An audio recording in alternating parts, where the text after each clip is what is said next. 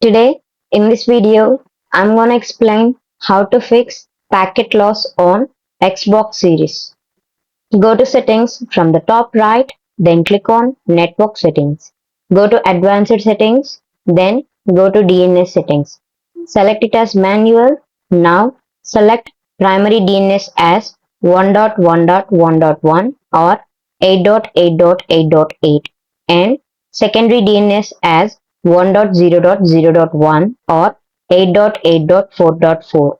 Then go to QoS tagging settings, then try DSCP tagging or WMM tagging. Then click on restart, or you can try both, or unplug the router and reset it back. By following the steps, you can fix packet loss on Xbox Series. This video helped you out, please leave a like and comment down below. If this worked for you, thanks for watching.